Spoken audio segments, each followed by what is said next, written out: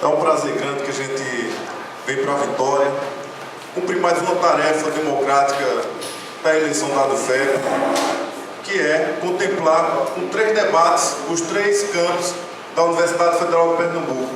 Isso tem uma perspectiva interessante, que é uma proposta, inclusive, de cada vez mais a gente interiorizar também e reconhecer a interiorização no movimento docente. A Universidade Federal de Pernambuco não é mais metropolitana, se interiorizou, o movimento docente também precisa se interiorizar e se fortalecer nos campos. Então é muito importante que a gente esteja hoje aqui em Vitória fazendo esse último debate, né? Então é bom também, é simbólico, porque as 2 chapas, né, que a gente tem disputando são com presidentes aqui do campus Vitória. Então é simbólico esse encerramento aqui em Vitória. Agradeço a presença de cada professor que está aqui presente para participar desse debate. Queria também avisar que, antes de começar o debate, depois já pegar aqui o material para fazer o formuláriozinho, para fazer as perguntas, né? A gente tem que fazer as perguntas e depositar aqui na caixa, vai ter o sorteio e no segundo bloco as perguntas serão organizadas a partir desses questionários. Então convido os professores que tiverem interesse a fazer alguma formulação para as 2 chapas, vir aqui pegar o formuláriozinho para assim proceder, né? Então, a gente aproveita já um pouquinho de atraso, né? A gente convida o professor Renato, da chapa 1, representante da chapa 1, para se fazer presente, com mais outros representantes também da chapa 1, né? Convidamos também o representante da chapa 2 para compor a mesa e convida a nossa funcionária Suara para fazer presente aqui na mesa para dirigir os debates. Então espero que tenhamos um debate importante no qual as 2 chapas possam apresentar as suas respectivas propostas e que possamos avaliar qual o rumo nós queremos dar para o nosso sindicato docente, que temos que conceber. Estamos passando por um momento no Brasil muito complicado, no qual os direitos trabalhistas estão cada vez mais sendo atacados e precisamos ter um sindicato que, de certa maneira, represente os anseios e o compromisso com a nossa luta docente. Muito obrigado, bom debate para todos.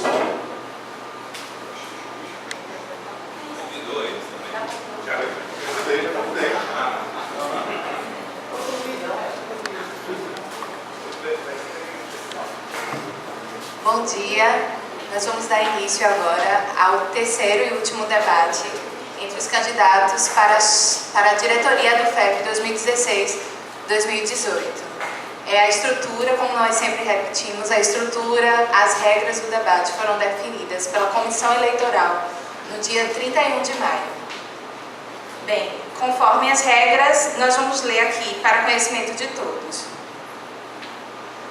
Dinâmica do debate. O mediador irá explicar como o debate será conduzido. Um sorteio inicial será realizado para definir a ordem inicial das falas dos candidatos. Neste primeiro bloco, os candidatos terão 10 minutos para a apresentação de suas propostas. Perguntas. Primeiro bloco. Candidato pergunta a candidato. A ordem de fala dos candidatos será definida por sorteio. Os candidatos farão perguntas entre si. Será uma pergunta com tempo máximo de 2 minutos. O candidato responderá a pergunta tendo até 3 minutos para sua resposta, com direito a uma réplica de 2 minutos e uma tréplica de 2 minutos. Plateia pergunta aos candidatos. A ordem de fala dos candidatos será definida por sorteio.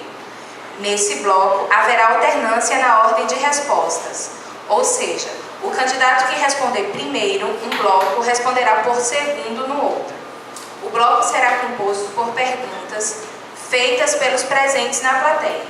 As perguntas só serão aceitas no formulário, com todos os campos devidamente preenchidos, que será entregue antes do início do debate. Cada professor poderá fazer uma pergunta por bloco. No total, teremos 4 blocos, cada um desses contendo 4 rodadas de perguntas. Perdão, acho que eu estou lendo as antigas regras.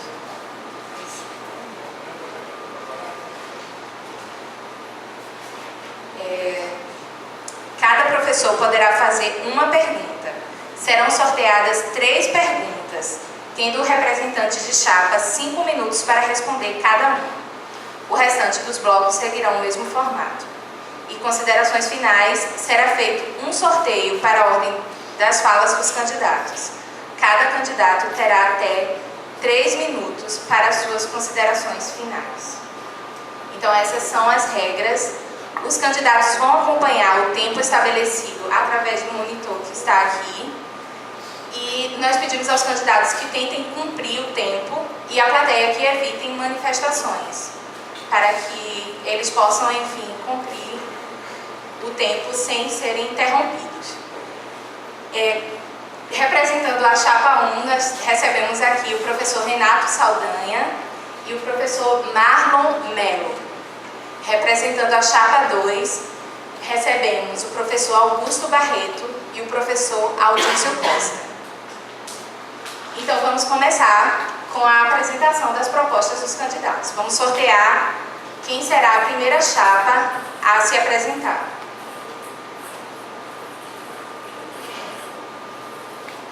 Temos aqui uma bolinha com o número 1 e outra bolinha com o número 2.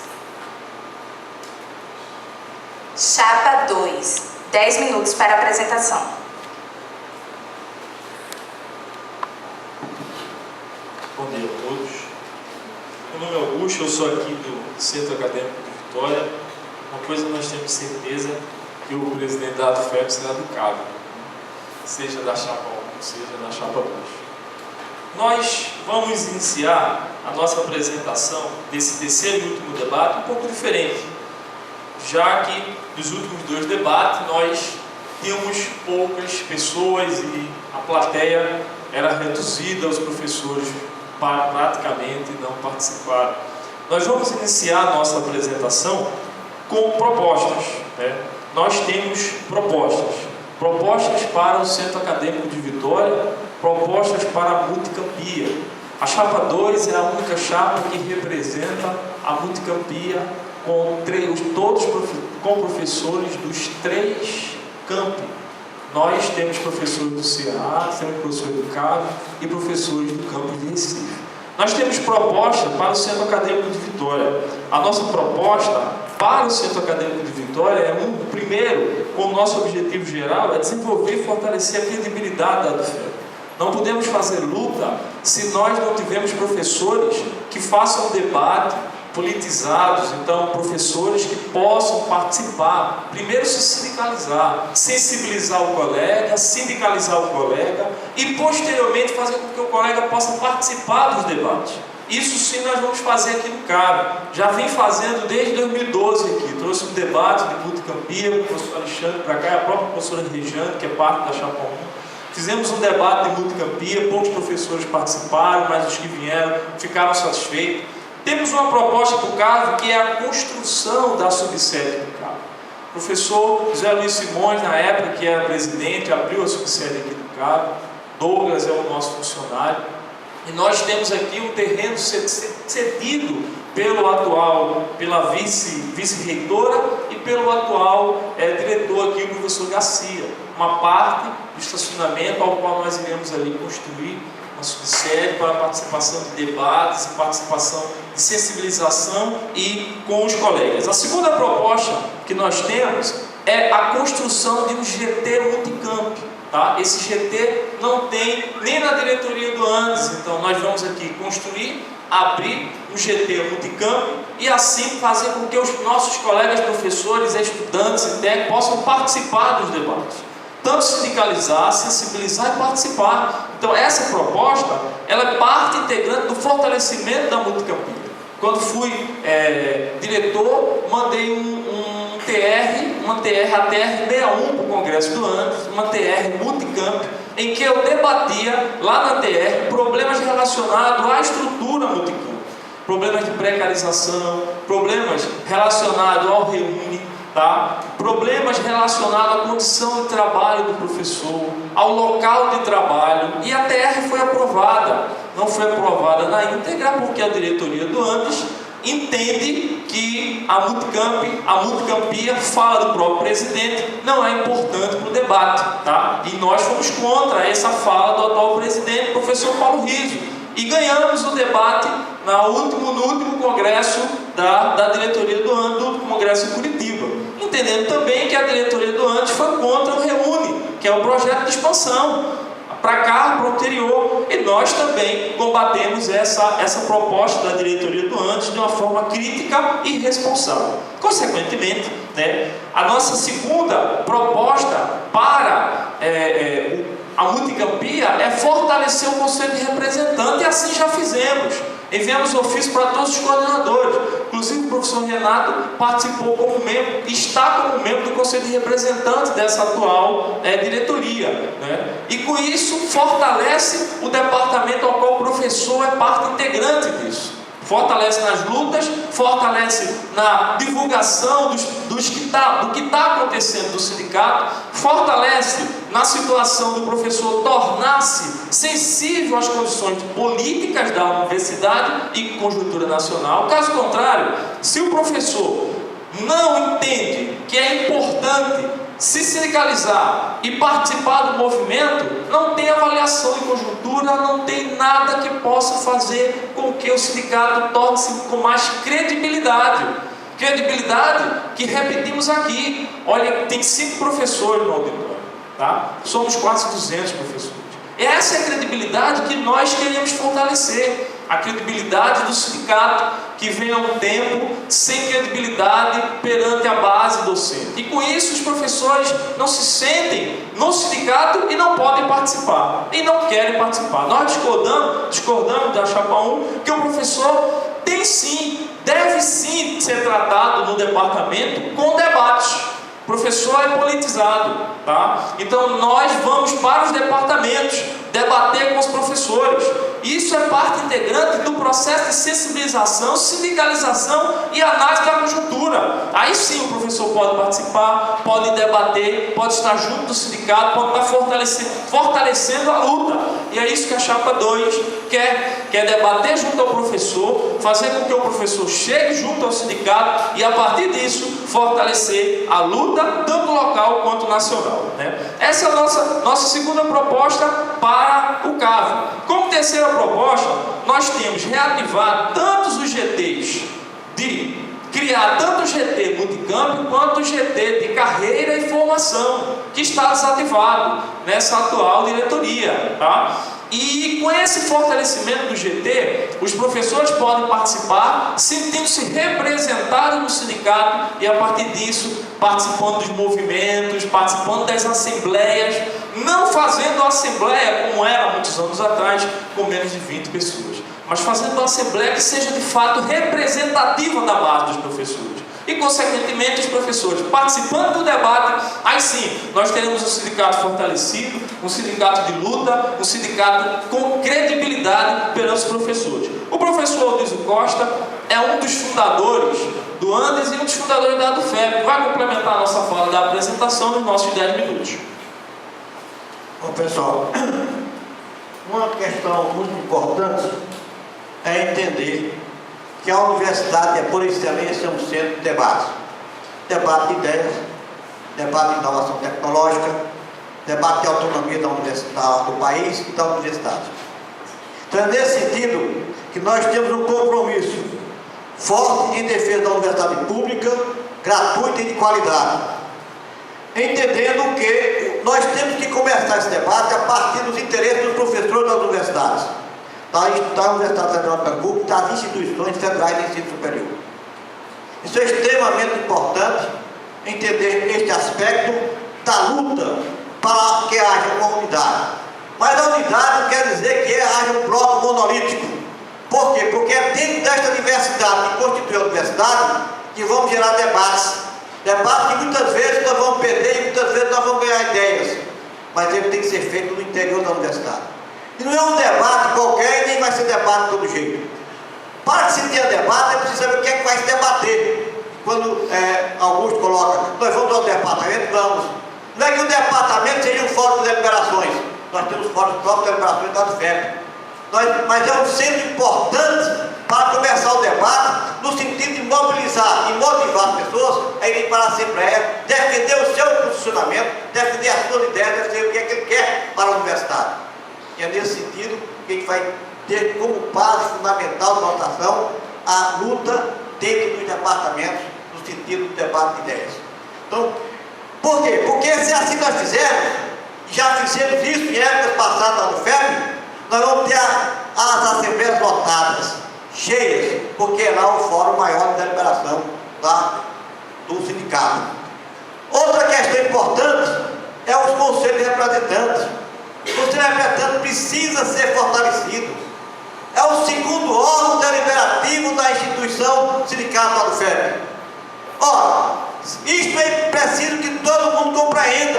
Por quê? Porque o representante do departamento, ele tem que começar a discutir no departamento o que é que ele vai realmente representar no Conselho de Representantes. E é nesse sentido que a gente entende o papel do Conselho de Representantes para que não haja todo dia assembleia, mas que haja todo dia discussão, todo mês tem que ter debate, todo mês tem que ouvir o que é que está sendo discutido e sendo desejado pelo conjunto dos professores.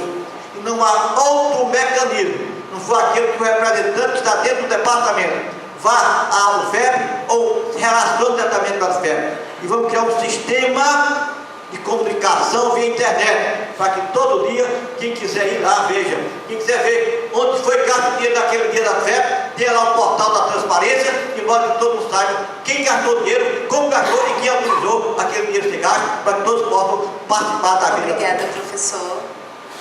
Agora a chapa 1 tem 10 minutos para a apresentação de propostas.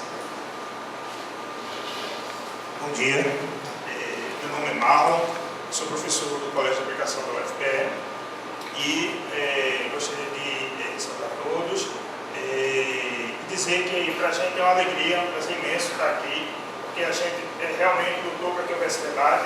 Se a gente está tendo debate hoje, às vésperas da eleição, é porque realmente houve uma certa dificuldade, a chapa 2 relutou para que houvesse debate, mas a gente insistiu e a gente conseguiu realmente que todos pudessem participar desse processo e os debates a gente considera muito importante.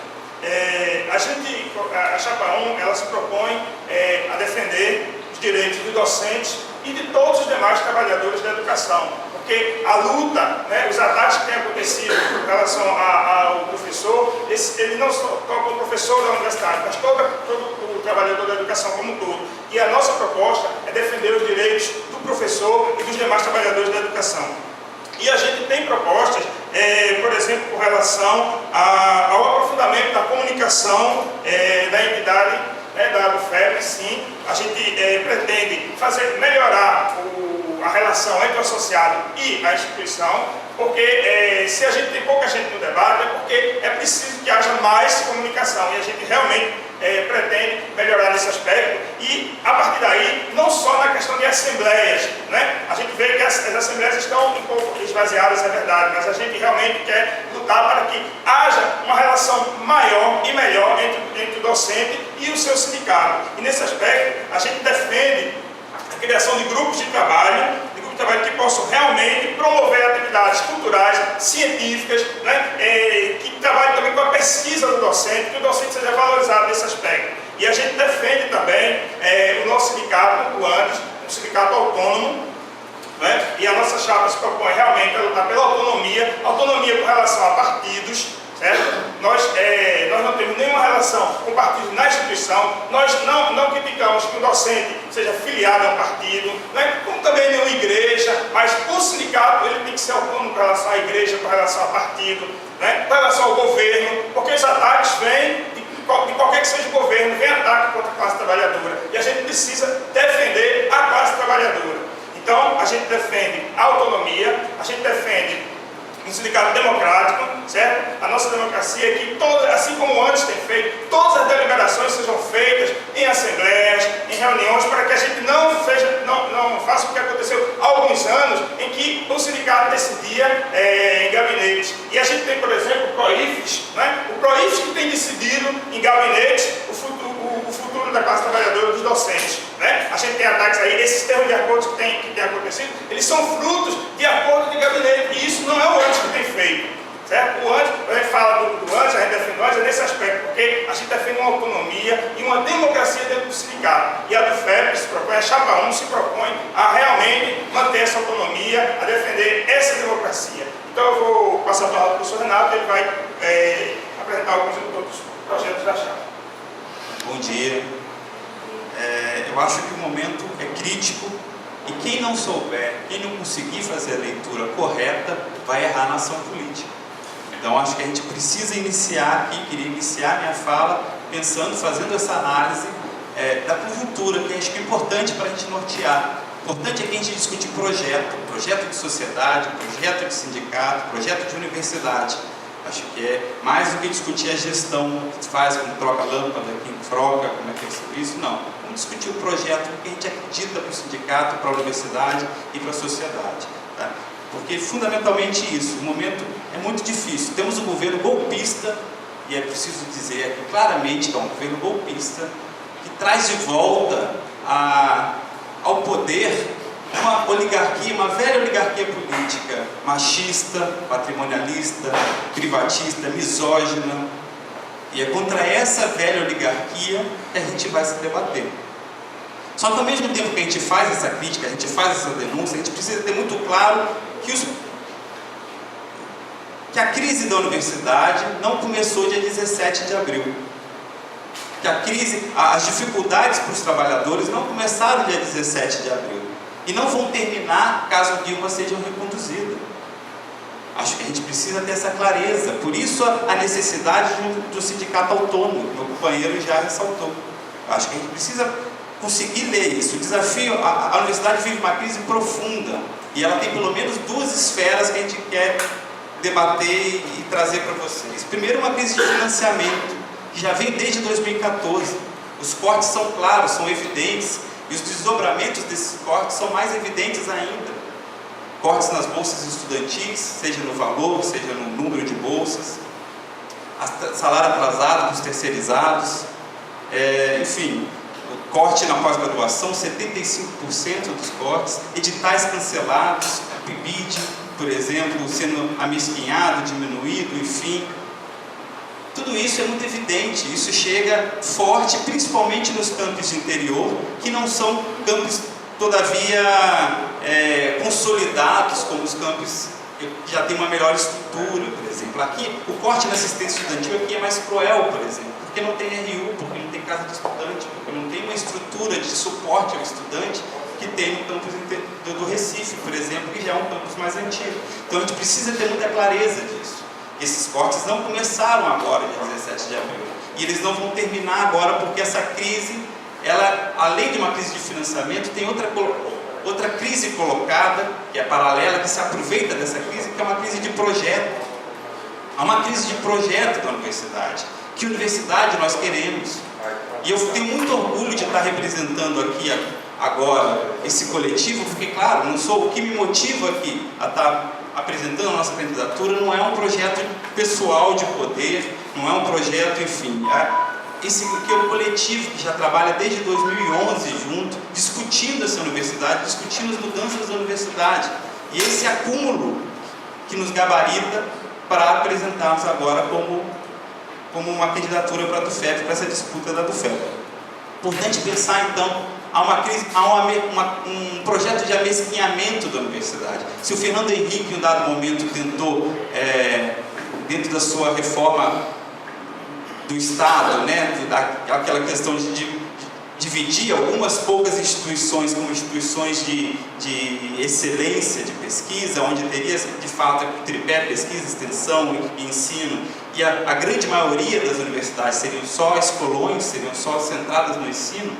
O Fernando Henrique tentou fazer isso e não conseguiu. Mas, de certa forma, isso começa a acontecer dentro das próprias instituições. Nós temos centros hoje de excelência dentro da UFPE e nós temos centros que estão cada vez mais sendo forçados a centralizar. Não tem estrutura para fazer pesquisa, não tem estrutura para fazer extensão. Um edital de R$2.000 de extensão, que foi agora o PIBEX temático, uma disputa enorme por causa de R$2.000 em uma bolsa. Sabe? Essas as condições que os professores têm se debatido diariamente para desenvolver aquilo que deveria ser o natural dentro da universidade, que é garantir a pesquisa, o ensino e a extensão indissociados. Então, além disso, temos projetos como o projeto as leis da mordaça, que querem excluir algumas temáticas, querem tirar do ensino a liberdade de cátedra do professor. O professor não vai poder mais tocar em tal assunto, o professor não vai poder falar de política, não pode falar de gênero. Isso é um ataque frontal à universidade, à sua essência, à sua ideia de universidade como um espaço de debate, de pluralidade. Eu acho que quando a gente ataca isso, a gente realmente ataca o cerne da universidade. Então, eu acho que é essa a importância. Se queremos uma universidade pública, gratuita, de qualidade socialmente referendada, que não esteja voltada simplesmente para servir ao mercado. É claro que o mercado é uma formação de mão de obra, é uma das obrigações da universidade, a formação de mão de obra qualificada, né? Mas agora, isso não pode ser, a gente não pode resumir a universidade a isso. Essa é a crueldade do projeto. Então, para garantir isso, a gente precisa pensar que sindicato queremos dentro dessa universidade. Um sindicato que seja uma trincheira de pluralidade, de debates, de criticidade. E para isso ele tem que ser autônomo, porque o sindicato não pode acabar caso Dilma seja reconduzida.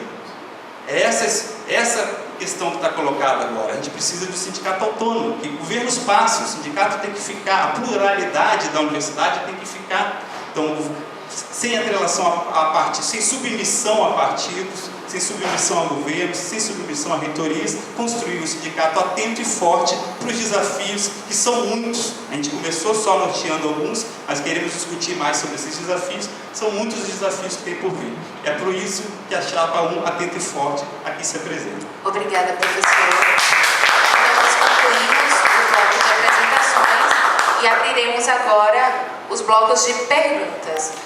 O primeiro bloco se constitui entre perguntas entre os candidatos. Então, nós vamos sortear a chapa que fará a primeira pergunta.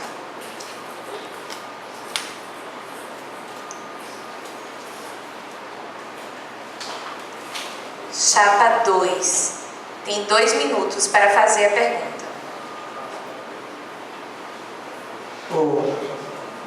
Bom, a gente já notou que tem muitos pontos em comum entre as duas chapas. Então, decorar até que os pontos não são comuns. As chapas querem debate e tudo mais, né?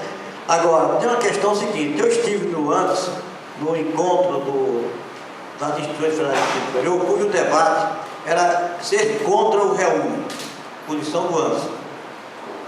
E eu dizia naquela época que não podia ser contra o REUNI, porque em 66 eu entrei na universidade como estudante, já fui para as ruas, mesmo no regime de ditadura militar, lutar por mais vagas nas universidades, pelo ensino noturno e pela interiorização da universidade, porque era no interior e lá não tinha universidade. Como é que vocês vão se posicionar em relação ao REUNI frente ao ANS? Chapa 1 tem 3 minutos para a resposta. Obrigado pela pergunta, Aldísio. Eu acho que é fundamental a gente pensar por que porque o ANS defendeu contra o REUNI. O ANS era contra a democratização da universidade? Não, nunca foi. O ANS era contra a expansão da universidade? Não, de forma alguma. O que fazia então o ANS, nesse momento, se posicionar contrário ao REUNI? Entendendo que o REUNI, a gente precisa, qualquer projeto que a gente for tomar agora para análise, qualquer, enfim, ação governamental que a gente for tomar para análise, a gente tem que tomar ela dentro de uma noção de totalidade. Tem que entender o pacote que está colocado, e não simplesmente a ação isolada. Tá? O REUNI não era só uma ação de expansão da universidade, de interiorização da universidade. Tá? Era também um projeto de abesqueamento da universidade. Tá? E essa expansão a que custo? Essa expansão é feita com a qualidade necessária para que a gente possa garantir o tripé pesquisa, ensino e extensão com qualidade no interior, ou essa extensão era feita a partir de um amesquinhamento ou enfim, de uma redução da ideia da universidade a um escolão de 3º grau. Eu acho que era esse o debate que estava colocado.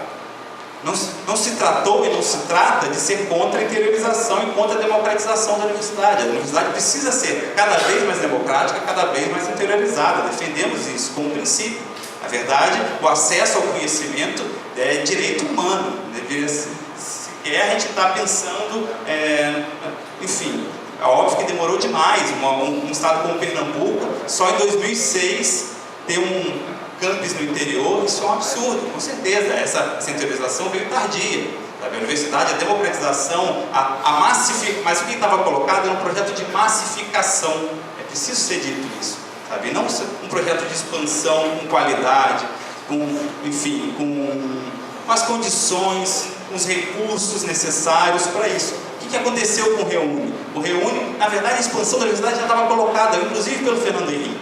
Né? O Fernando Henrique promoveu a expansão da universidade, só que uma universidade privada, em cima da lógica privada. Já estava colocado, pela necessidade, inclusive do mercado, que era necessário continuar a expansão. Isso foi colocado já, e isso iria acontecer. Agora, o debate é que tipo de expansão queremos? Com que condições? Queremos a expansão sem ter sala de aula, que é uma coisa que acontece muito aqui no CAV, por exemplo, quando a gente precisa de uma sala, seja para se reunir um grupo, seja para dar uma eletiva, você não consegue uma sala de aula, sabe?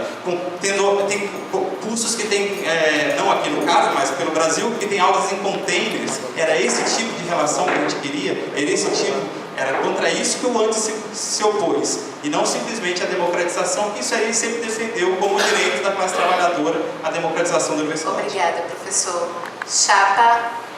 Chapa 2. Tem 2 minutos para a réplica. Bom, pessoal, no nosso entendimento, o papel primeiro de um sindicato é defender posto de trabalho para a classe trabalhadora. Então, reúne gera posto de trabalho para os trabalhadores. Segunda questão é, uma vez o trabalhador do seu posto de trabalho, debater e unir os trabalhadores na conquista de melhores condições de trabalho, na conquista de direitos trabalhistas e na conquista de ampliação do seu campo de visão. Essa é uma questão. A segunda questão, que é fundamental ao sindicato, é garantir a luta pelo direito humano à educação. Nós entendemos que a educação é um dos direitos humanos importantes.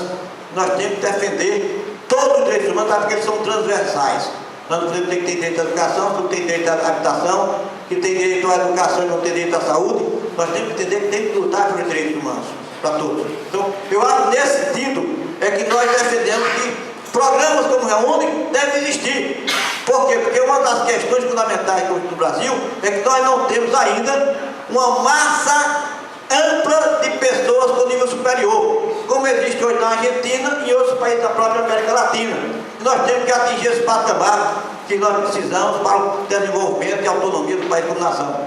Segundo ponto, nós temos consciência perfeita que ninguém nasce falando, ninguém nasce andando. Isso é um processo da luta e da conquista e da evolução. Portanto, quando se implanta qualquer projeto, ele não nasce pronto e perfeito. Nós temos que trabalhar na unidade da classe trabalhadora, para que ela lute e aperfeiçoe o projeto do jeito que quer o trabalhador, não do jeito que quer o governo, para trazer pronto e montado para todo mundo observar. Não é. A gente acha que os trabalhadores têm que ser protagonistas na luta, na conquista dos projetos a serem implantados em defesa da população brasileira. Esse é o pensamento da Chapa 2.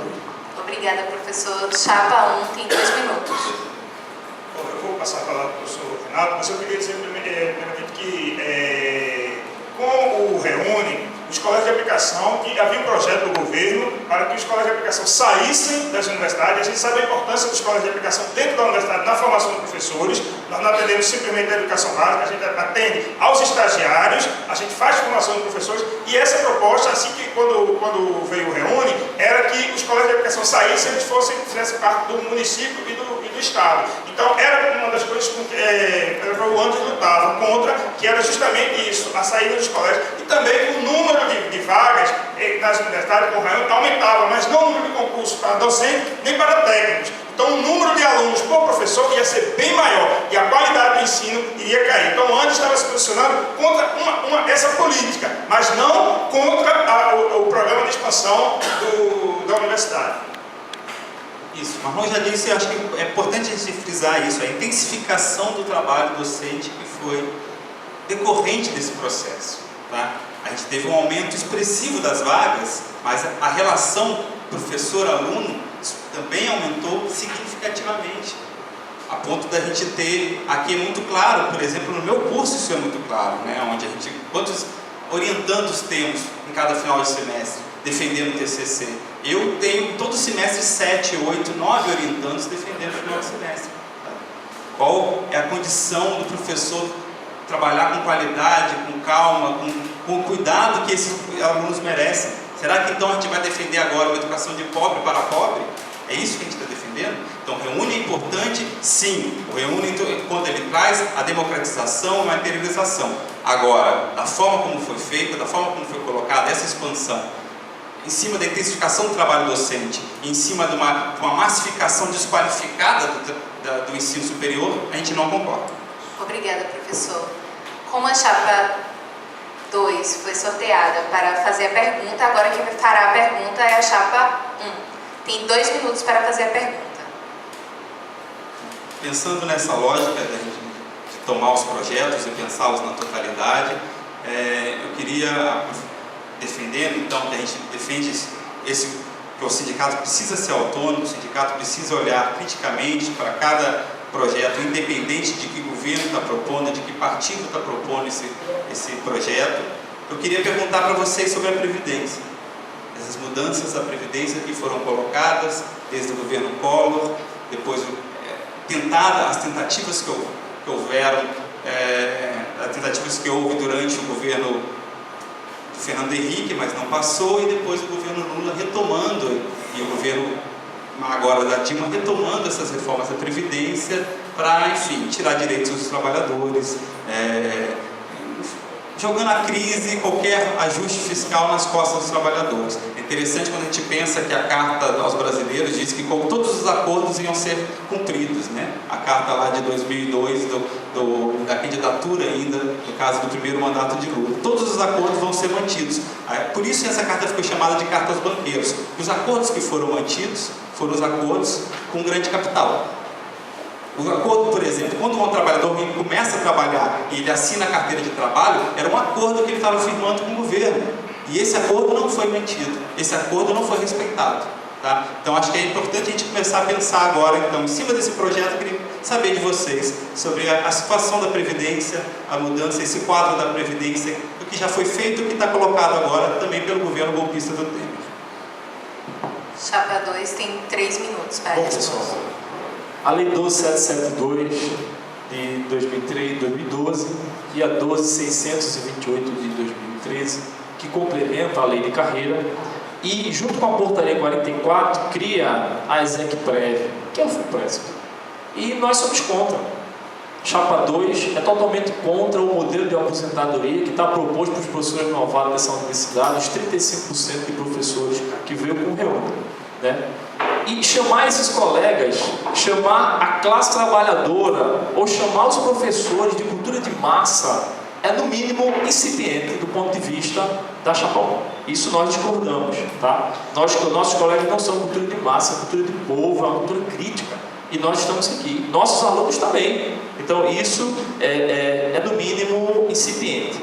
São 4 tipos de aposentadoria que nós temos hoje, aqui dentro da carreira da universidade, e a mudança da aposentadoria da CLT. A Chapa 2 combaterá isso veementemente, a ponto tal de nós nos preocuparmos tanto com isso, já que nós temos hoje no sindicato 1.029 professores aposentados.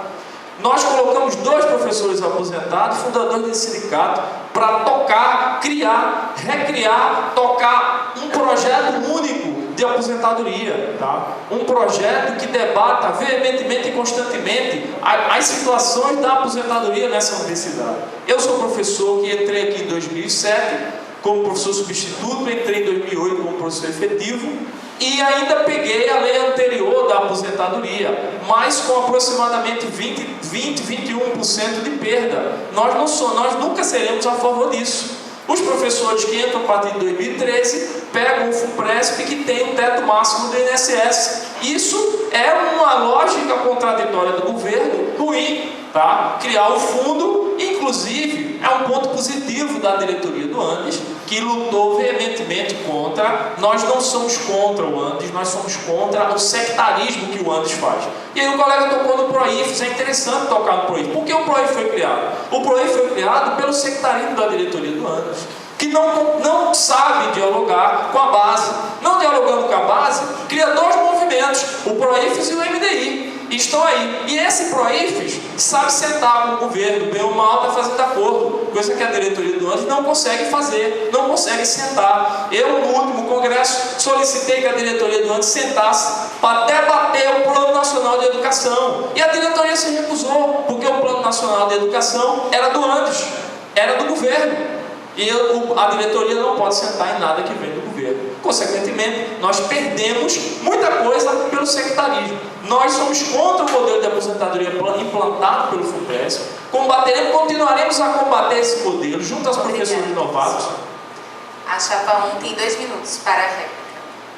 Rapidamente eu preciso responder algumas questões. Então, assim, a massificação, obviamente, não é culpa dos professores que se esforçam, e a gente sabe que está aqui diuturnamente para fazer o máximo que se pode, com a máxima qualidade possível. Agora, as condições materiais não são as adequadas. É só a gente ver agora, por exemplo, com esse corte da assistência estudantil, principalmente nos primeiros períodos, que ainda não tem as bolsas de assistência estudantil, a evasão, sabe? Então, a gente tem turmas que já perderam 11, 12, 13 alunos na educação física, sabe? Então, acho que isso, não adianta a gente abrir a porta se a gente fecha ela depois.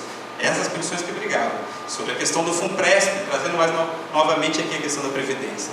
É uma forma de atacar. Primeiro, é importante a gente entender que há um desmonte do tripé do que aquilo que o projeto de Estado de bem-estar social que foi colocado em algum momento, né? Que é o projeto, o tripé da educação pública, a saúde pública e a Previdência está sendo atacado, sabe? É aí que cai a crise. Isso aí, a crise do capital exige que essas áreas sejam privatizadas, que sejam desmontadas, que não haja financiamento para esse tripé. Então, as questões da Previdência entram nesse caso, como o governo capitulou a essa lógica do mercado. É importante a gente criticar e resistir a isso. Existem 2 tipos de... Na verdade, o que a gente entende por Previdência era Previdência por repartição, onde todo mundo contribuía para o fundo e havia uma solidariedade geracional, ou seja, quem está na ativa, quem está produzindo, produz excedentes o bastante para sustentar aqueles que já deixaram de produzir ou que ainda não estão produzindo. Essa é a lógica da Seguridade Social. O que há hoje é um processo de capitalização, onde você vai ter direito, a Previdência virou investimento. Eu tenho direito lá na frente, caso eu tenha um acidente, àquilo que eu investi.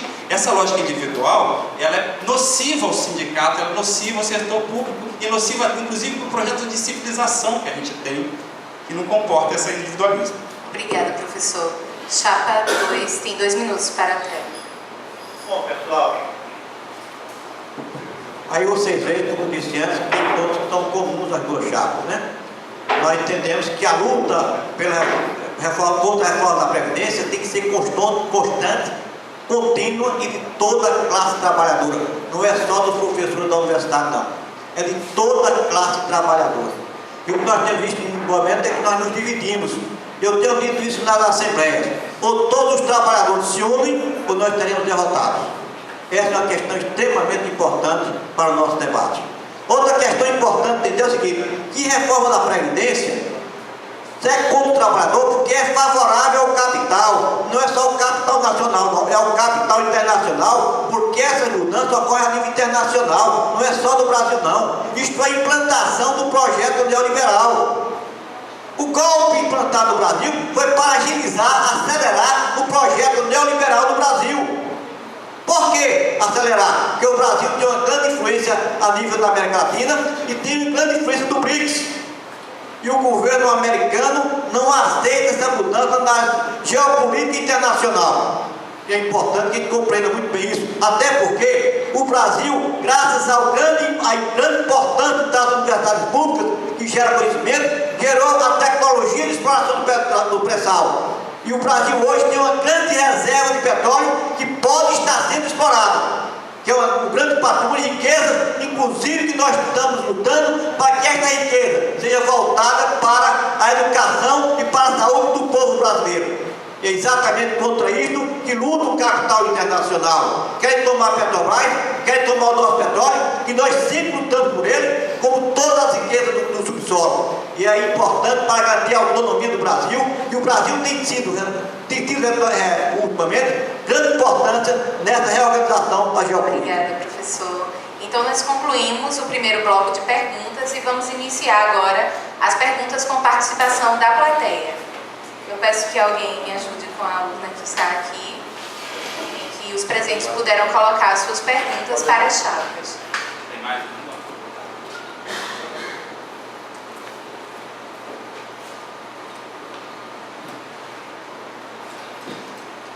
Obrigada, professor. Nós vamos sortear a primeira pergunta e depois vamos sortear a primeira chapa a responder.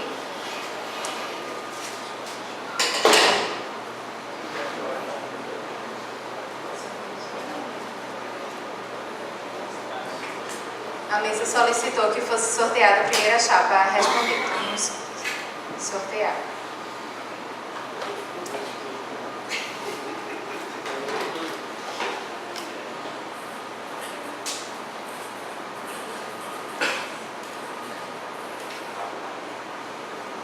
Chapa 2 será a primeira a responder a pergunta da plateia. Hoje foi o dia da chapa 2. No primeiro debate, parecia que só tinha a chapa 1. Só a bolinha com o número 1. Então, vamos sortear a primeira pergunta. Lembrando que cada professor presente só pode fazer uma pergunta. São 3 perguntas e eles terão 5 minutos para responder cada um. Primeira pergunta é do professor Dilson Cavalcante, do CAA. Foi argumentado por um dos candidatos que a razão... Ajuda a gente. Dá para ajudar aí? Herói.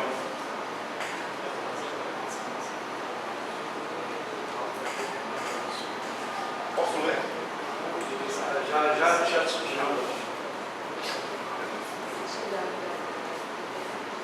Não, vou começar a ler a pergunta.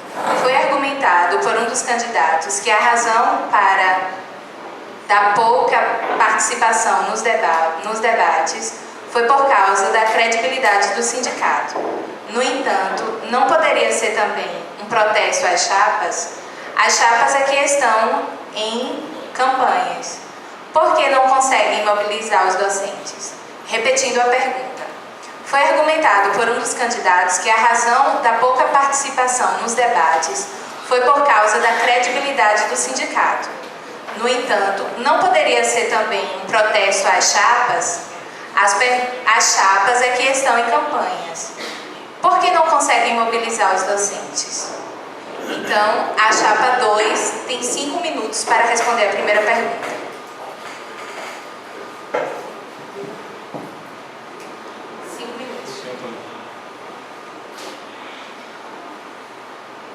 Bom, nós entendemos que a credibilidade do sindicato, não só apenas do sindicato, né, do processo de democracia, desde a redemocratização, a politização, o governo ele conseguiu trazer uma igualdade social maior, mas ele esqueceu de politizar os professores, alunos e a população da maneira geral. E isso aconteceu o que aconteceu nessa atual conjuntura. A credibilidade do sindicato não tem apenas a ver com o sindicato, tem apenas a ver com o momento de conjuntura ao qual nós estamos passando. Não existe mais hoje debate político, não existe mais hoje uma causa que faça com que os colegas façam um debate político. E isso nós, com esse golpe do Michel Temer, do governo atual, é um momento de união, é um momento em que tanto o povo, não entendendo o povo como cultura de massa, entendendo o povo como cultura de povo, tá? E esse povo, ele vai aos debates e começa assim a participar. Agora, quanto à credibilidade do sindicato, vale a pena salientar que a atual diretoria, que o colega que fez a pergunta faz parte, teve 88 desfiliação, de 114 filiação. A diretoria anterior teve 3 desfiliação, com 223 filiações do sindicato para a participação dos debates, tornando assim o sindicato mais combativo, mais participativo do ponto de vista político e do ponto de vista pragmático. E isso nós queremos reativar, tá? Queremos reativar os debates nos departamentos e assim fazer com que os professores, técnicos e estudantes entendam o momento da conjuntura nacional e passe a tornar-se mais com credibilidade. Como só temos 3 minutos, não é isso? Sim. 5.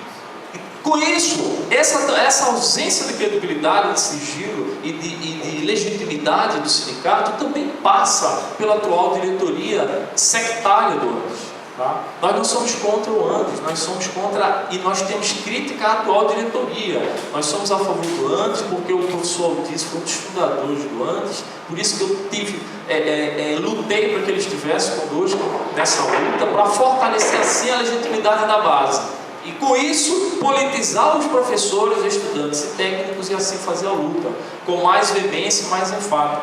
Então, a legitimidade e a credibilidade do sindicato também hoje passa por uma diretoria em que tem um pensamento extremamente divergente da grande maioria dos professores, da grande maioria dessa base. Com isso, lógico que vai dificultar o professor, a participação do professor nos debates, como hoje temos 12 professores aqui presentes no auditório.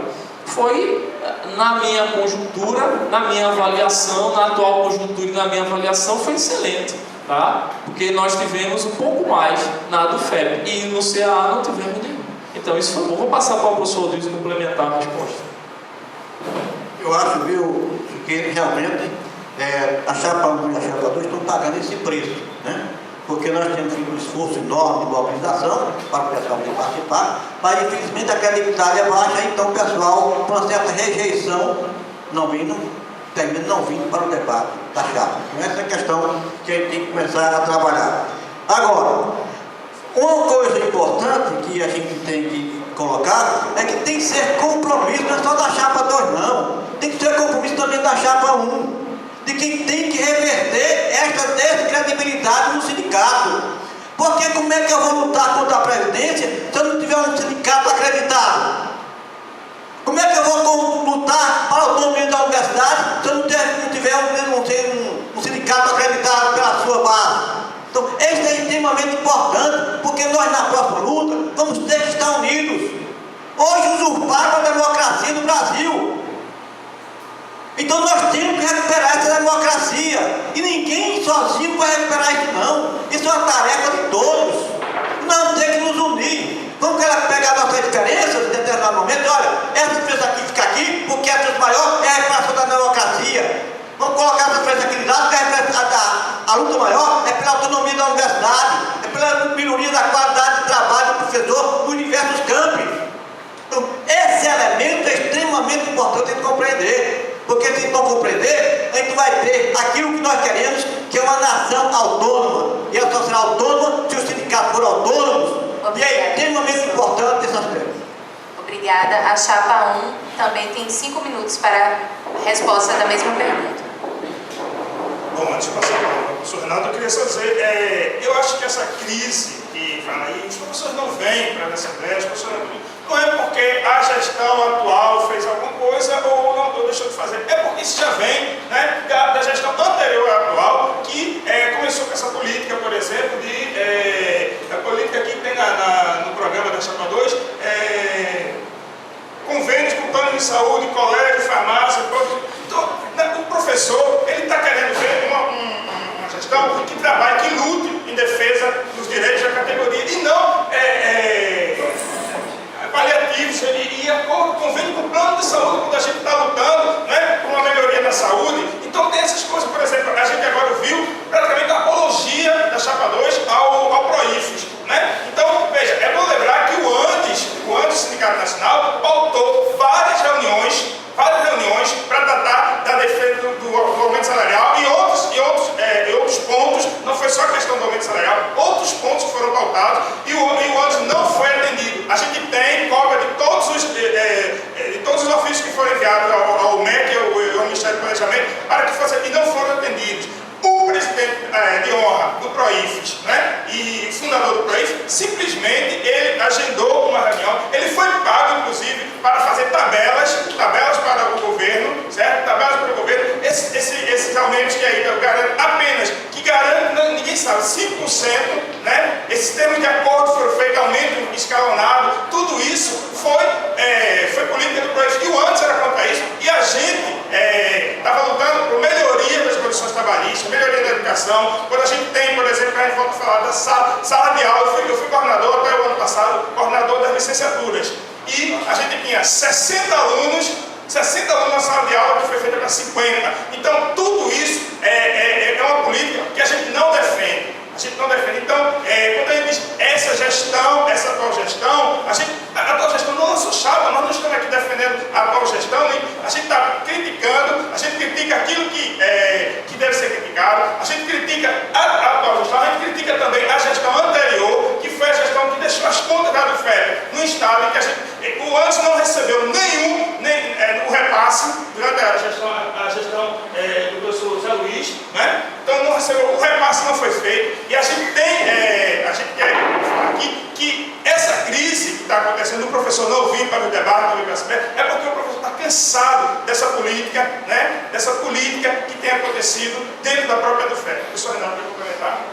Eu acho que é importante a gente fazer o link com a lógica macro que a gente estava discutindo. Existe algo também, um desmonte dos sindicatos, um desmonte dos trabalhadores, da solidariedade de classe, que está colocado, por exemplo, na reforma da Previdência. Quando a gente tira a questão da repartição, que era uma lógica de solidariedade, de geração de solidariedade entre os trabalhadores, e coloca na lógica da capitalização, que é individual. Sabe? Isso corrói os laços de solidariedade de classe e desvazia os espaços coletivos. Também o empreendedorismo acadêmico, por exemplo, do Marco Civil de Ciência e Tecnologia, colocado pelo governo, agora em fevereiro, aprovado, sabe, que promove que o professor tem que conseguir dinheiro para fazer suas pesquisas, para fazer, enfim. Isso também leva uma lógica de competição entre colegas, sabe, as gratificações, enfim, que, claro, corrói os laços de solidariedade, corrói os laços de reconhecimento de classe. Então, isso também faz parte dentro do campo macro. Agora, no campo micro, a gente tem que entender isso. Primeiro, proífes que assina acordo sem consultar a base. Para que o professor vai participar de uma assembleia, de um debate, se a proífes assina acordo sem consultar a base, como foi feito no último acordo? O proífes não foi porque era um pique diabo. O proífes foi uma criação dentro do Ministério do Gabinete de José Disseu, gente. Isso aí é muito claro, sabe? Foi uma política de esvaziamento dos sindicatos autônomos. Aqueles sindicatos que eles não conseguiram cooptar, eles tentaram desmontar, esvaziar de outra forma.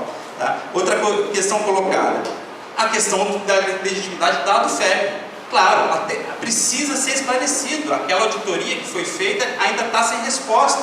A gestão anterior deixou uma dívida de mais de 200 mil com antes, que não foi esclarecido. Tem pagamentos no último dia da gestão de 250 mil reais a gráfica, que nunca foram esclarecidos.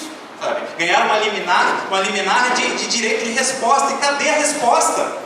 Eu acho que a categoria está precisando dessa resposta. Por que pagou, por exemplo, viagem para pró-reitor, para Caruaru, com diária? Se ele era pró-reitor, o que foi fazer lá? Sabe? Acho que tem muitas irregularidades ou muitos indícios de irregularidades que precisam ser esclarecidos. Obrigada, professor. Então, agora vamos fazer a segunda pergunta. Conforme as regras, a chapa 1 é quem responderá primeiro essa pergunta. Segunda pergunta é do professor Marco Fidalgo, do CAV. Qual a posição da futura gestão frente à mercadorização e privatização da universidade? Seguirão as determinações palacianas? Repetindo. Qual a posição da futura gestão frente à mercadorização e privatização da universidade? Seguirão as determinações palacianas? Então, a chapa 1 tem 5 minutos para responder essa pergunta. A gente precisa entender, professor, que claro, existe um tipo de privatização que a gente chama de privatização clássica, que é aquela de transferir um ativo para uma companhia privada, ou seja, a Vale do Rio Doce, quando ela foi leiloada, vendida para uma companhia privada, e ela deixa de ser um ativo do público, passa a ser privado. Sabe? Mas existe uma outra, e talvez essa privatização ela até acontece nas universidades, mas ela não seja a mais comum. Ela acontece no projeto 395, por exemplo, o PL 395, que traz a cobrança, né? Altera a Constituição, permitindo a cobrança dentro de instituições públicas de ensino. Mas eu acho que essa forma de cobrança é menos utilizada atualmente na questão da universidade. Acho que ela não é a forma mais que está colocada, mais evidentemente. Há uma privatização quando a gente privatiza os interesses. Quando o interesse da universidade passa a ser privado. Quando o interesse deixa de ser servir a sociedade, que é quem financia a universidade, e passa a ser, por exemplo, financiar o setor produtivo, como está agora no caso do Marco Civil de Ciência e Tecnologia, né? Então essa é a transferência. A universidade, o governo, o imposto dos brasileiros, dos trabalhadores, está financiando uma universidade que forma para valorizar o capital produtivo do Brasil, sabe? Então essa privatização é cruel e a gente precisa sim pensar. E como é que a gente consegue pensar e atacar resistir a essa lógica que está colocada? Primeiro, com clareza. A gente precisa qualificar o debate, a gente precisa, como professores que somos, né, estudar, e eu acho que isso que tem sido feito nesse coletivo que eu aqui represento desde 2011. Pensar como essa lógica de privatista e mercantilista chega no dia a dia do professor e como é que a gente pode resistir a ela, tá? Então essa clareza permite a gente agir. E essa ação tem que ser uma ação coordenada nacionalmente. Não faz sentido a UFEP não é uma ilha, sabe? A UFEP não vai resistir bravamente e sozinha aos ataques do governo, sabe? Então a coordenação e o sindicato nacional autônomo e que respeite as decisões da base, não decida nada sem consultar a base, sabe? É preciso conversar com a base. Quando há uma proposta do governo para o ANDES chama uma rodada de assembleia, todo mundo vota, todo mundo se posiciona, é assim que é feito. O PROIF sai de dentro do gabinete do Ministério da Educação com acordo assinado. Como é que assina esse acordo sem consultar a base? Sabe? Isso acaba com o reconhecimento da base daquele sindicato, sabe? Então acho que é preciso a gente pensar nisso. Mercantilização também está colocado já de uma forma global, dentro do Tratado de Bolonha, que começou lá na Europa. Acho que é preciso a gente retomar isso para entender melhor esse processo também. Há um barateamento da formação acadêmica universitária, que não começou no Brasil. A gente pegar o Tratado de Bolonha e quando a gente olha, por exemplo, que unificou a formação universitária dentro do marco da União Europeia, tá? No Tratado de Bolonha, hoje em dia, o que a gente tem na universidade europeia, sabe? No máximo 8 anos de formação, tá? A graduação dura 3 anos e meio, o mestrado 1 ano e meio no máximo e 3 anos de doutorado, sabe? No máximo 8 anos de formação. Não tem a exigência de um TCC, por exemplo, de um trabalho de conclusão de curso, uma pesquisa, um trabalho científico de pesquisa na graduação e em muitos lugares sequer no mestrado. Estudantes da Universidade Europeia hoje só tem contato com pesquisa no doutorado. É essa lógica de expansão que a gente quer, sabe? É dessa forma que a gente quer expandir. Por quê? Porque virou...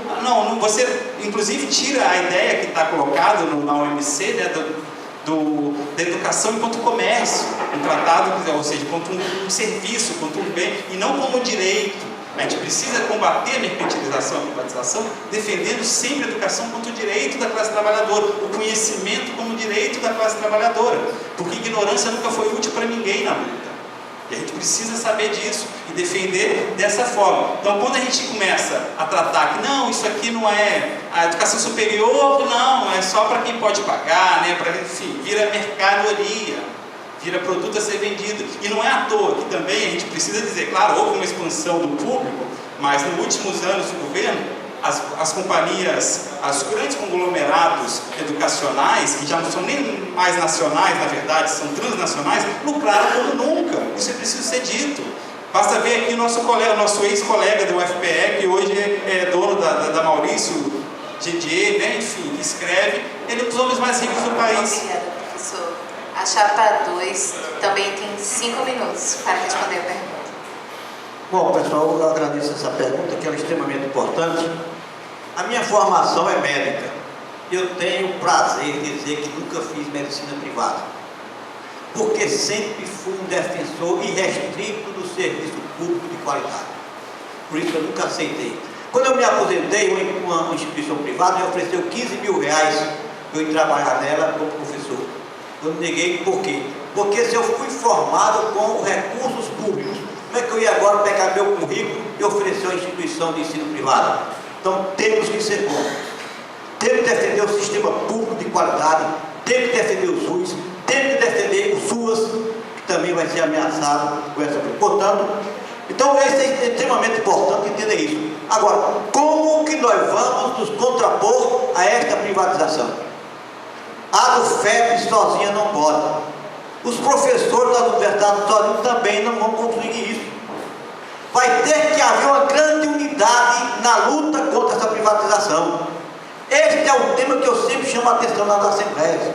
Aqui, por exemplo, quem foi que fez apologia ao PROIFES? Eu não tenho visto no equipamento da universidade ninguém fazer apologia ao PROIFES. E eu estou em todas as assembleias. E estou aqui há 50 anos na Universidade Federal de Pernambuco. Agora, nem vi ninguém fazer apologia ao MDI, Movimento Docente Independente. É importante entender que nossa categoria está dividida. Essa questão chama a atenção nas assembleias. E nós temos que construir a unidade. Como é que vai construir a unidade? Só pode ser a partir do debate de ideias. Então é nesse sentido que a gente vai ter que colocar com muita clareza. Outras questões que estão envolvidas é a credibilidade do sindicato. Por isso que nós, no nosso proposta de trabalho, vai ter o portal da transparência. Por que o portal da transparência? Para que todo professor saiba todo dia o que foi gasto no FEP. Não é só o que foi gasto, não. Como foi gasto, por que gastou e quem autorizou aquele pagamento.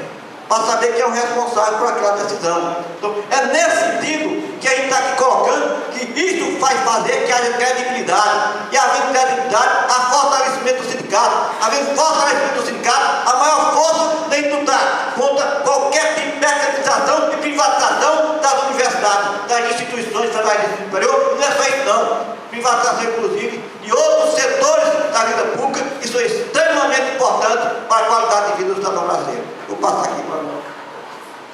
Professor, ninguém aqui fez apologia ao PROIFES, porque nós entendemos que o Antissindicato Nacional ele já não está bem das pernas, o PROIFES está pior ainda. Então, isso não configura a verdade. Então, vamos fazer um debate baseado na verdade. A verdade é que as contas do FEP foram pagas na atual gestão, eu fui tesoureiro e paguei. A verdade, professor, é que não houve, o senhor falou, nenhum repasse ao ano na gestão do professor Zé Luiz. Isso é mentira, professor. Os 2 últimos repasses não foram realizados, acordados com o atual presidente, que inclusive permitiu que assim não fosse. Por isso que o professor Zé Luiz não fez. Isso está na justiça, o senhor só pode procurar lá. É só perguntar. Então vamos fazer um debate baseado na verdade. A verdade é que a auditoria do atual presidente vai dar um custo no sindicato de algumas dezenas de milhares de reais, porque foi leviano, está lá, a juíza falou no site. Essa é a verdade, foi uma auditoria comprada. Se o senhor pode procurar alguém da contabilidade, que ele vai explicar melhor o que é uma auditoria comprada para o senhor. A verdade é que a viagem paga, que o senhor bem citou aí ao proreitor, é a viagem paga ao professor sindicalizado, que inclusive a professora Regiane recebeu mais de 20 diárias no ano passado, que é do ANDES. Então por que o ANDES não pagou as diárias dela? Quem pagou foi a do FEP. Então por quê? Porque ela é professora sindicalizada. Então vale a pena salientar que qualquer professor sindicalizado, quando é convidado para participar de algum fato, se paga uma diária. Paga uma diária ao professor, hospedagem, paga gasolina ao professor, porque está no estatuto desse sindicato. Nenhum professor vai ter ônibus. O professor Dilson, quando sai de Caruaru, vai para Recife, se paga 30 litros de combustível a ele. Quando ele dorme, se paga assim uma ou meia diária a ele. Pode perguntar e confirmar essa resposta aqui com ele. Isso foi deliberado em reunião de diretoria. Essa é a verdade. Chapa 2 tem compromisso com a verdade, tá? E a verdade e a democracia passa pela legalização. Então, legalização, aquela primeira pergunta que foi feita é que a Chapa 2 não queria. A Chapa 2 não quer passar por cima dos estatutos desse sindicato. A Chapa 2 não quer passar por cima dos problemas ilegais. Nós queremos a legalidade, porque a democracia passa pela legalidade. Não adianta dizer que vai lutar pela democracia, mas que é algo ilegal, algo fora dos padrões estatutários desse sindicato. E é isso que a Chapa 2 quer. Obrigada, professor. Agora faremos a última pergunta da plateia. A Chapa 2 será a primeira a responder e cada uma terá 5 minutos.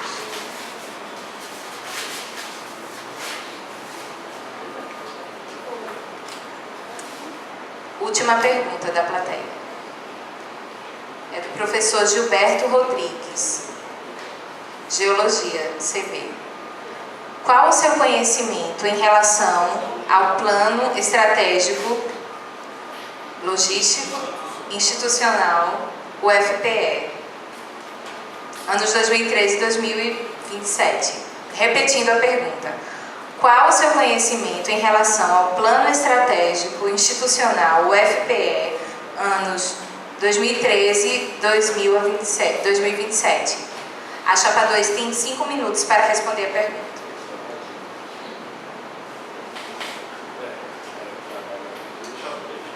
Chapa 2.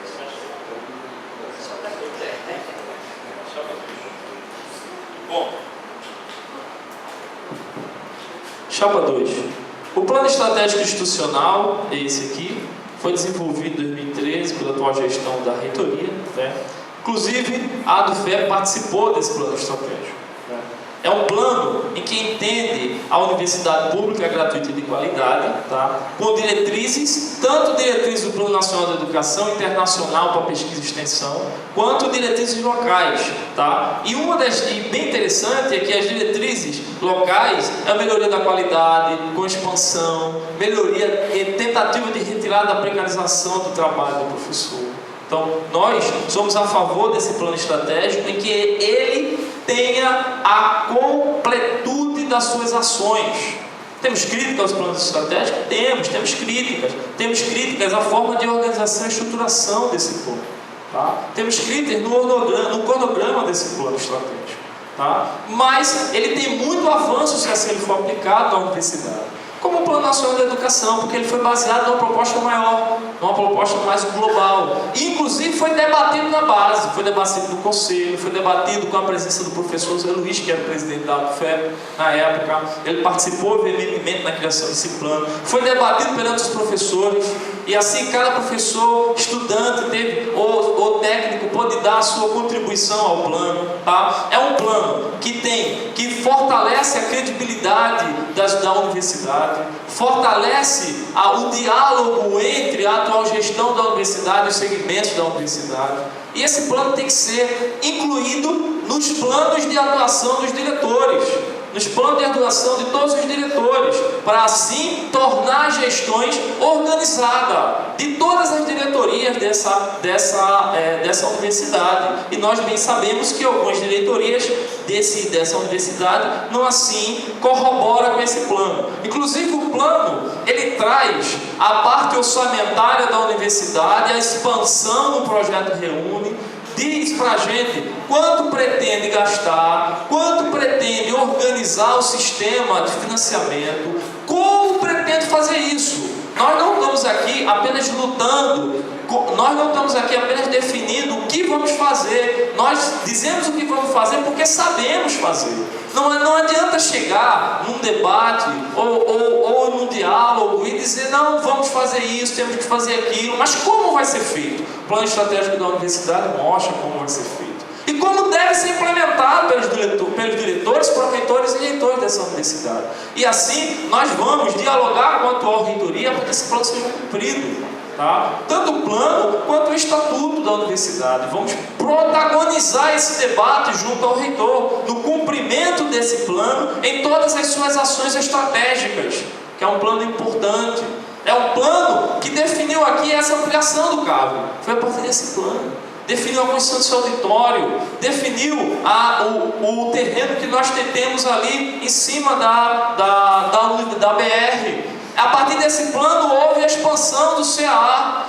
Então esse plano tem que ser protagonizado pela atual diretoria da ADUFEP e reativado os debates na base dos professores. Tá? Para que assim como é um plano, está em construção, ele seja ampliado e melhorado. Então nós defendemos a implantação do plano estratégico da universidade com o diálogo, porque a ADUFEP protagonizou o debate, continuaremos protagonizando esse debate perante todos os professores e perante a atual gestão, com uma chapa autônoma de partido, autônoma da reitoria, mas dialogando, sabendo ouvir, sabendo debater. O professor Luiz vai complementar. Bom, pessoal, o que eu gostaria de chamar a atenção é que isto é um plano. Entre o plano e a execução, existe uma diferença. E aí é o seguinte, na hora que a instituição faz um plano e nós não vamos cobrar a execução, aí o negócio cai, né? O negócio é ruim. Porque eu estava dizendo aqui, nós vamos ter que fazer um debate. Quando a universidade diz aqui que vai consolidar e expandir a interiorização, como é que vai ser essa expansão da interiorização? Aonde vai se dar essa expansão? Quem é que está deliberando sobre isto? E aí nós temos que debater, temos que discutir e temos que cobrar. Temos que cobrar muitas outras coisas, inclusive a melhoria da infraestrutura onde já existem os campos. Isso é exatamente um debate constante, contínuo, que nós temos que travar ao longo da gestão, com a participação efetiva do conjunto dos docentes, funcionários e estudantes. Obrigada, professor. Então, agora a chapa 1 tem 5 minutos para responder esta mesma pergunta. Bom, a gente precisa, mais uma vez, eu acho que analisar qualquer plano, qualquer ação, qualquer projeto dentro da sua conjuntura maior, né? A gente não pode tomar um papel, qualquer documento que seja, de forma isolada, sem perceber em que contexto, de que forma ele surgiu, de onde ele vem, enfim. Acho que essa análise criteriosa é papel de quem está também na frente do sindicato, para qualificar o trabalho com a base. Uma coisa é ter um projeto, a gente lembra, por exemplo, pensar na Constituição de 88 do Brasil, que é um projeto muito bonito de uma construção de um estado de bem-estar social, sabe? Que logo em seguida, o que ele foi? Foi nos anos 90, com os governos neoliberais, que a agenda neoliberal atropela esse documento. Esse documento vira em vários campos, vira letra morta. Outros não. Outros grupos conseguem resistir, conseguem fazer a universalização do SUS, enfim.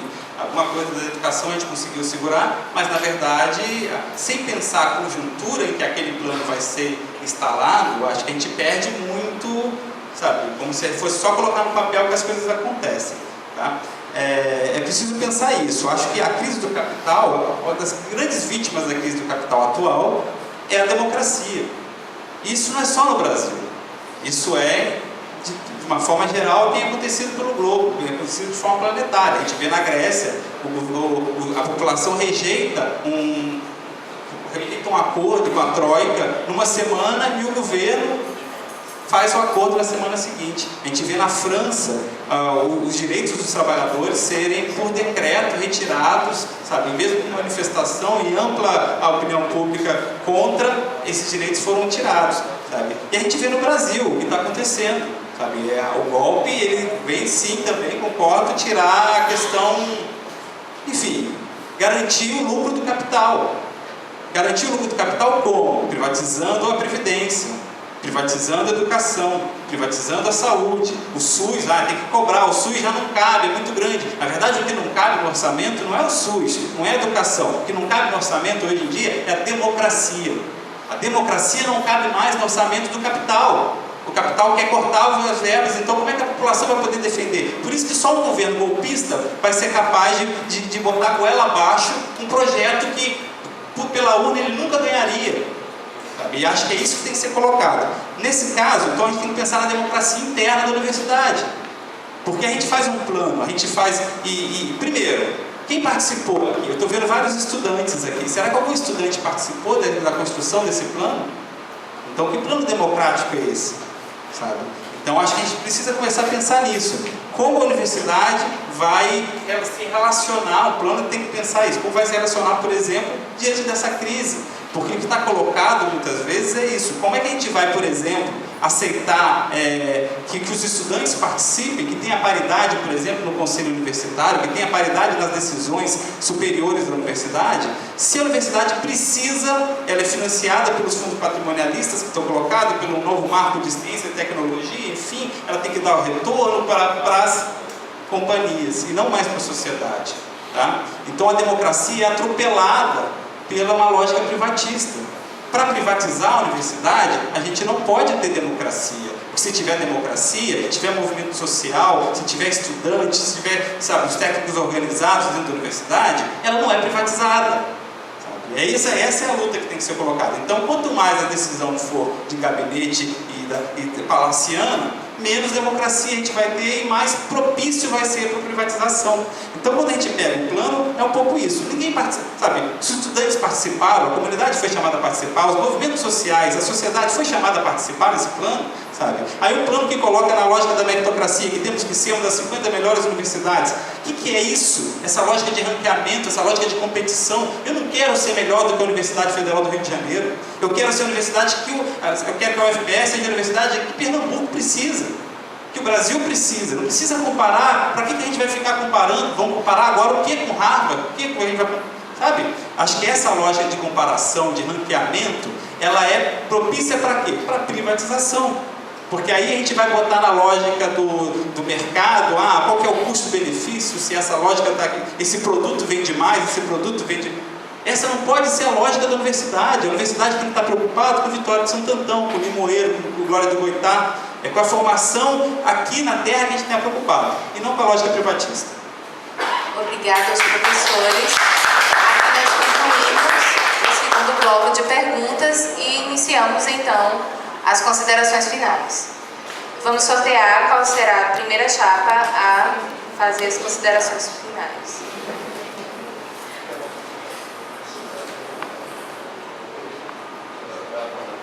Chapa 1. Tem 3 minutos para fazer as considerações finais. Bom, eu gostaria, em nome da Chapa 1, agradecer a oportunidade. O debate é muito importante, como a gente falou desde o início, né? É muito importante que a gente tenha debate para que as pessoas possam conhecer de fato as nossas propostas, né? Falar que nossa chapa se chama Atento e Forte, porque é uma chapa em que as pessoas estão atentas, né? Atentas aos ataques, que são muitos, dependendo do governo, os ataques são muitos e a gente realmente precisa estar atento. Né? A gente tem aí ataques, por exemplo, da forma da progressão, né? Isso é uma coisa que a gente tem que discutir dentro do sindicato também, por exemplo, a progressão, a promoção, né? Combatente, é uma chapa que é combatente, é formada por pessoas que têm participado da luta, resistente, né? E para isso a gente precisa ser forte. Né? Ser forte, porque a nossa força ela não vem de partidos políticos, ela não vem de grupos externos, a nossa força vem da nossa luta, né? A nossa força vem da união dos docentes, né? do nosso trabalho dentro da universidade e fora dela, porque a gente também discute o papel da universidade na sociedade, e aí a gente se propõe isso também, certo? A nossa chapa se propõe a discutir um sindicato totalmente autônomo, sem aparelhamento de partido político, certo?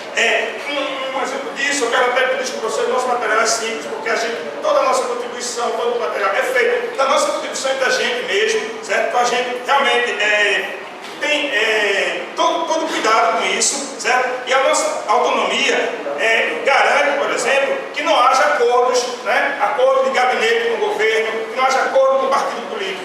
Então a gente agradece a participação, agradece também o debate com os colegas da Chapa 2, a gente agradece a do FEP por proporcionar esse momento, agradece a todos os professores, estudantes e técnicos, o pessoal da do FEP também que está aqui para participar e prestigiar, e aí eu passo a palavra ao senhor Renato para fazer a participação das suas finais. Bom, obrigado pela atenção e participação de todos. Eu acho que hoje acaba aqui uma campanha muito bonita, da qual eu me orgulho muito. Foi um mês de campanha, um mês de luta, conversando com professores, passeando, andando pela universidade, onde a gente conhece melhor a universidade, conhece melhor os meandros da universidade, e a gente fez, acho que a nossa tarefa foi cumprida com muito orgulho. Eu posso dizer que a nossa tarefa foi cumprida, sabe? A gente politizou o debate, a gente qualificou o debate, trazendo mais do que as lógicas mesquinhas da pequenez, do que vai acontecer, enfim, a gente conseguiu trazer uma análise que é o acúmulo nosso desse coletivo já há pelo menos 5 anos. E essa luta não acaba agora. Eu acho que a gente precisa, a luta que a gente tem a fazer não são 10 pessoas da chapa que vão ser capazes de fazer. A gente precisa de todo mundo atento e forte junto para construir uma universidade democrática, autônoma e, enfim, que devolva à sociedade o que ela financia. Obrigada, professor. Agradecemos a participação dos colegas, professores, participação da FEP, da Chapa 1. De fato, o debate ele foi importante e finalizamos aqui o terceiro debate, terceiro e último debate entre as chapas, para que assim fique bastante claro qual a diferença da posição das duas chapas, da chapa 2 e da chapa 1.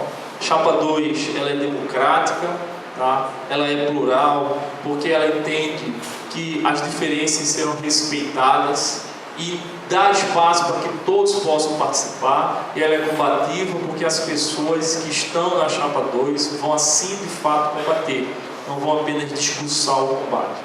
Entendemos que é importante tanto o discurso teórico, retórico, mas também é importante a prática, tá? O movimento bem sabe como a prática foi ruim, é só observar um pouquinho para trás que a gente sabe como foi ruim. E a chapa 2, ela está atenta à universidade, né? Ela está atenta aos planos estratégicos, ela está atenta aos documentos da universidade e às leis que faz com que a luta funcione dentro de um processo legal. Então, antes disso, nós nos preparamos veementemente para chegar aqui. Não chegamos de paraquedas, sem experiência, mas temos experiência acumulada, debate acumulado, e essa experiência nos dá credibilidade para sim legitimar o sindicato perante a base e fazer com que o sindicato seja de fato democrático, plural e combativo. É o que nós estamos querendo. A chapa 2 tem suas críticas à atual diretoria do Andes, não é contra o Andes, não é a favor do PROIFES, mas esse debate será protagonizado por essa atual diretoria. O que é que os professores querem? Porque nós representamos os professores, não somos autorrepresentados, tá? Como a atual diretoria do Andes. E por isso, e a chapa 2 também é contra o golpe. Toda a chapa, não é a posição individual de cada membro da chapa que define a chapa. Nós somos contra o golpe, não dialogaremos quando é um governo ilegítimo. E essa crítica será feita na atual diretoria do Andes. A chapa 2, ela tem projeto para o interior, como já foi demonstrado no CAA e no CAV, e tem outros projetos, tá? Dependente das críticas do colega, são projetos que representam os professores, porque fomos para a base, não passear. Não foi uma campanha de passeio, foi uma campanha de combate. Nós não passeamos na universidade. Nós lutamos e dialogamos e construímos um plano de trabalho, como está aqui. Esse plano está em construção, será ampliado de acordo com o que cada professor decidir. E agradecemos a todos pela participação e estamos aptos a assumir. Obrigada. Então, nós finalizamos este último debate. Desejamos a toda a categoria docente boas eleições, serão amanhã e quarta, né, dia 7 e 8. E agradecemos aos convidados, aos candidatos que estão aqui à mesa e parabenizamos a todos eles. Obrigada.